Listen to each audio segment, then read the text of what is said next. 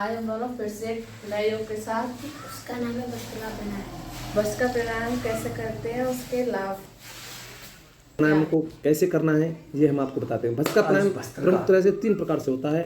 Number 1, धीरे धीरे सांस लेते हैं और धीरे धीरे सांस को छोड़ते हैं। इस सांस का टाइम है 2.5 सेकंड में सांस को भरना, 2.5 सेकंड में लगभग सांस को लेना। मतलब एक पूरा रिपीटेशन करने में 5 सेकंड का टाइम लगता है।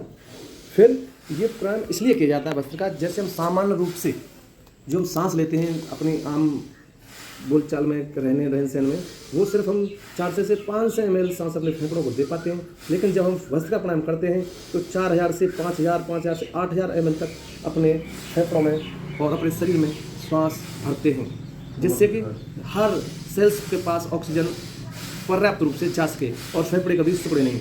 इसमें कुछ सावधानियां भी करनी चाहिए, जैसे मेरुदंड बिल्कुल सीधा होना चाहिए, गर्दन को नहीं हिलाना चाहिए, विधि का अतिक्रमण भी नहीं होना चाहिए कि जबरदस्ती करें। विधि पूर्वक और समयबद्ध तरीके से भस्त्रिका प्राणायाम करना चाहिए। इसको एकाग्रचित निरंतरतापूर्वक करने से जीवन को दिव्य रूपांतरण प्रदान होता है। भस्त्रिका करने के लाभ मैं आपको भी बताता हूँ।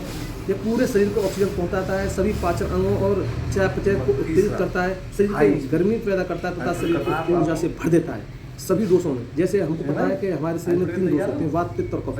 ये तीनों दोषों को संतुलन करने वाला सबसे पहला प्राणायाम है।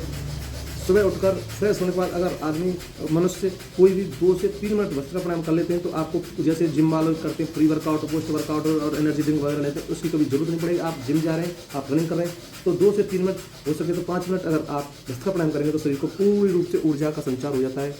इसको कैंसर या अन्य ऑटोइम्यून डिजीज में इसको 10 से 20 मिनट और 30 मिनट भी करना पड़ता है, क्योंकि उसकी सेल्स मजबूत होती है। उनको सेल्सों को कम करने के लिए हमको भस्त्रिका प्राणायाम ज़्यादा देर तक करना पड़ता है।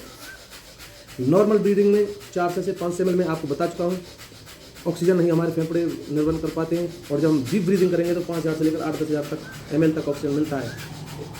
इससे अब थोड़ी बहुत सावधानियाँ भी आपको ध्यान करनी है। हृदय रोगी हो, हार्निया हो, कमर दर्द हो, उच्च रक्तचाप हो, कमजोरी हो, उनको बिल्कुल धीरे धीरे 2.5 सेकंड वाला ही करना है, नहीं तो थोड़ा दिन के रेस्ट करें।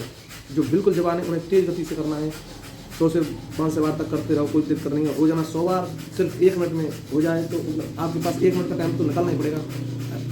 धन्यवाद आपका सर्वेश चौधरी और पूरी टीम के साथ। हम फिर मिलेंगे आपको नए योग के साथ। ओके, जय हिंद, वंदे मातरम।